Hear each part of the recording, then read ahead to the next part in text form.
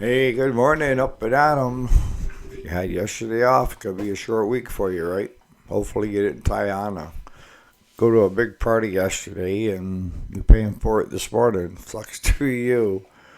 All right, so today is Tuesday, August 3rd, and I thought topic would be today: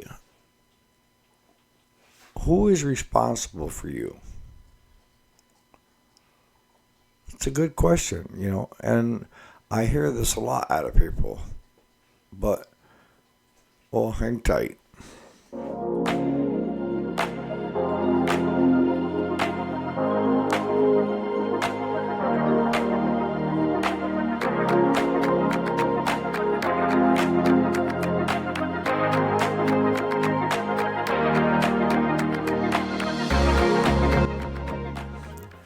Alrighty, welcome back to the channel. My name is Eric, and yes, this is the weekday, Monday through Friday. You guys got yesterday off. Still put a video out, but more on personal development. But today we're talking about who is responsible for you and getting stuff done and taking care of your surroundings. I mean, probably most of, I know you, and most, Jason, you're going to say, well, I am. And you are to a certain point. When we start into this world, our parents are responsible for us, all right? And hopefully, you have responsible parents that teach you right from wrong, good from bad, maturity, honesty, truthfulness. We're starting to sound like a Boy Scout. We'll stop there, all right? But as you get older, the one thing my grandparents did was they gave us responsibilities, okay? Made us responsible. And it wasn't because they were all for slave wager and kids. It was they were trying to teach us something.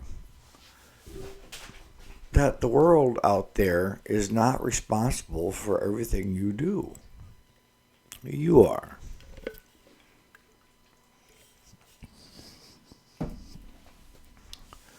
But I remember we first started off being responsible with our bedroom.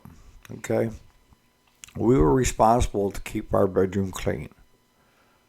We were responsible for when we got home from school, take off your school clothes, put in your at home clothes, fold up your school clothes, hang them up, put them away so you can wear them tomorrow or the next day.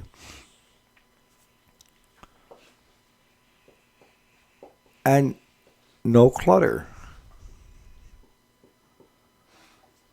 My grandmother, she still come in and vacuum the floors and stuff like that. And there were times that our bedrooms were ferocious. And the idea, I think, would get out quick, where you throw everything all under the bed, kick it under the bed, and run out the door. Grandma caught on to that. I had my grandfather put a board all the way around the base of the beds. So you couldn't. She said it was there to keep the dirt and everything from getting in there, but we knew better with Grandma. But then we graduated to you were responsible for keeping your room clean, changing your clothes, and having your homework completed before you went outside. And if you didn't have it completed by 5 o'clock, then you go to the dinner table and have dinner. And then the expectation was you would go back and keep working on your homework until it was done. Graham was a school teacher too, and she felt the value in education, and there is a big value in it, right?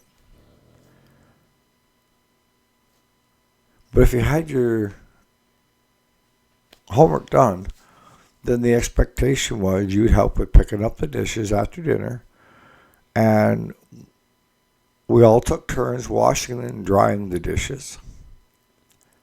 Uh, the cooking part of it, that was my grandmother during the week, and then my grandfather on the weekend. He loved cooking on the weekend because he liked greasy foods. And she was diabetic, so she had to watch what she ate. So we ate good during the week, right? Healthy. And then on the weekends, we picked out everything from sausage to, home fries to whatever Grandpa had on the itinerary. But, up until that point, we were given an allowance. It was like a couple dollars if we did it. If we completed all the stuff that we were supposed to, we got allowance for it. And if you wanted anything above and beyond that allowance, the expectation was, when you got old enough, like I did, was I started mowing yards. And I was raking leaves in the fall, gardening, weeding during the summer. I did anything I could to make extra money. Because probably you guys that are older who would understand this, like with the Montgomery Ward's catalog. I mean, it come in to be that thick, especially like the fall one that included the Christmas stuff. Oh, what to die for. And I would sit there with a pencil or a pen and circle the stuff that I wanted. See, at that point, you could still buy a gun and have it sent to your house, mail order, but you had to be 18 or older. So it had to be your parents or something, but none of that stuff that goes on today took place when I was younger. I mean, we used to have guns right in the back racks in our trucks going to school. We're on school grounds. That was common. But again, this was all leading up to teaching responsibility and how to make money. And that in order to get money, you have to work for it. It's just not going to be freely given to you. And I see a lot of that changing today, especially after COVID. People got used to those handouts from the government. But the problem is, the handouts from the government is a handout from you. One way or another, you're going to pay for that. That money the government's got is our money, right? But all of that was leading up to being a responsible adult, right? And up to that point, you still had the fail-safe of Graham and Graham hollering to you to get up, to get you going so that you get to school on time. Because we lived close enough to the school, it was probably about 3/4 of a mile. You walked halfway was flat, the other half was uphill, right? But on the way home at night after school, it was downhill all the way to the corner and then flat to the house.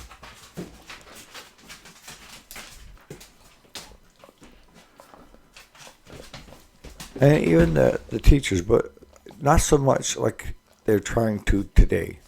The teachers of yesterday were there to teach you, right? And if you started screwing off, blowing them off, what have you, they would just send you to the principal's office, right? Because they weren't there to be your parent.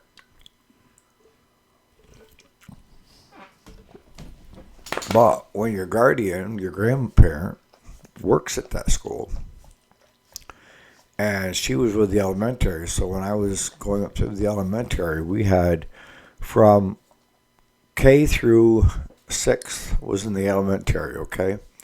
And then the other side of the parking lot, the big school, was 7th through 12th, all right? And it was a huge school, I tell you. Because my graduating class, I think there were 18. It's a rural area, That's what I mean. You didn't have to be super sportsmanlike to get picked for all three. It was baseball, basketball, and soccer. And if you wanted to play football, you went to a bigger school for practices and games. You didn't have to go to it for educational stuff, but if you wanted to play football, they had an opening that if we wanted to try out, we could try out. It didn't mean you were going to get picked.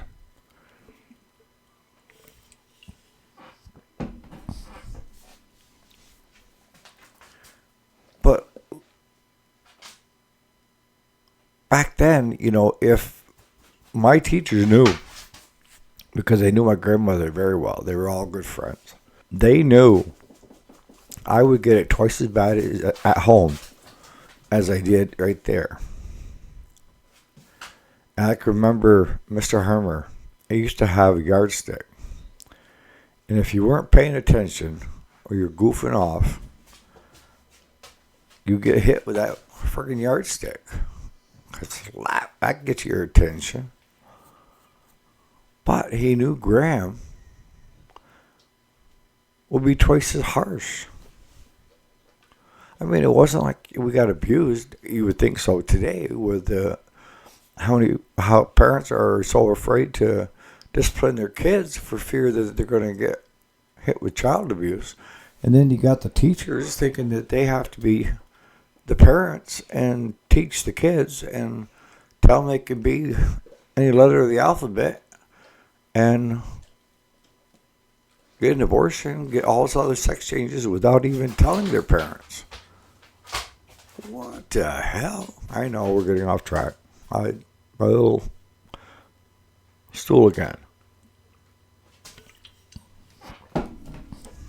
But you're going up through, and all this time you're supposed to be learning how to be a responsible adult. That's the end goal. Because when you graduate high school, Mom, Dad, Grandpa aren't going to be there to make sure that your ass is out of bed to get to classes if you're going to college or to get up to go to work, unless you're still living at home. I know some people in their 30s and 40s that lived at home. I don't know how you can stand that.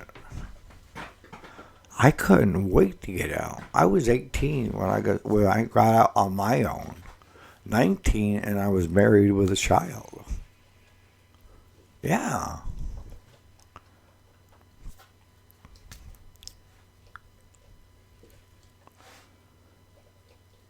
But then when you get out on the job site, let's say you get hired by a company, and that company is in tree cutting. There's a lot of them up here. You get hired as a laborer for a tree cutting company. Now, who's responsible? Let's go that direction now. Who's responsible to make sure you're there on time? You. Who's responsible to make sure that you're wearing the right personal protective gear? You. Who's responsible for supplying that gear? Some companies supply it, but up here most of them don't. That's something that they figure you should need to buy. And they usually give a yearly allowance for PPPs. When I worked at the mines, they used to give you allowances for 2 pair of steel-toed boots a year. Eyewear, the plastic glasses, the safety glasses, hard hats, gloves. All that stuff was supplied by that company. But making sure that you wore it was your responsibility.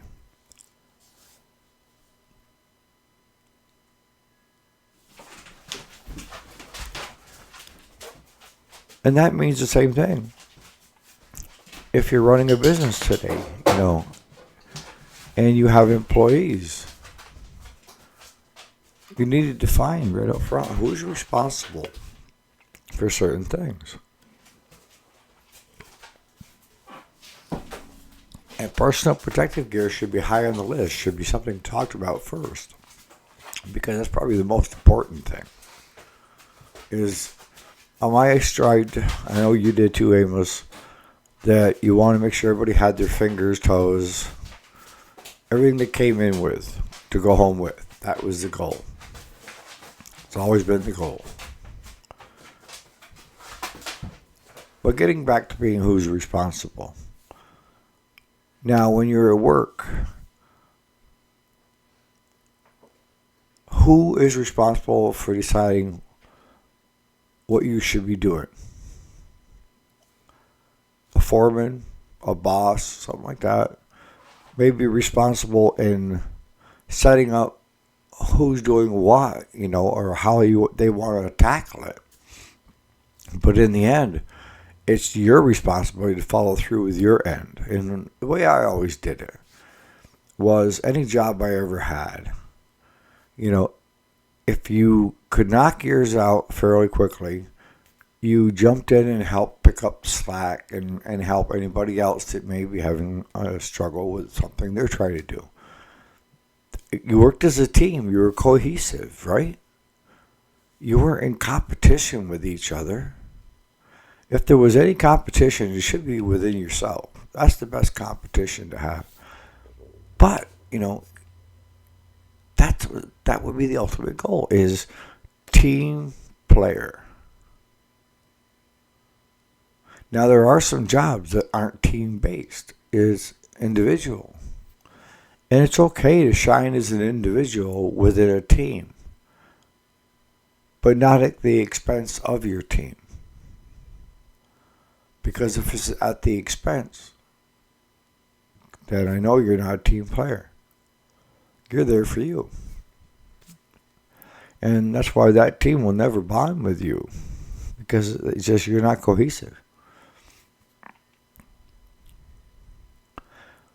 But that's what I mean by being a responsible, who's responsible for you. In the end, it's you, right?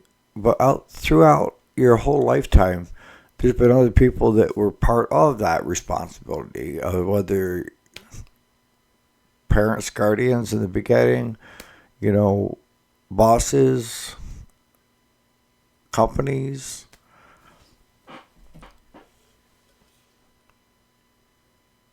But if you tell me you're still living at home and you're 30 plus, you're not a responsible adult. You still want what children get, and that is somebody probably making their dinner for them, right? Waking them up on time.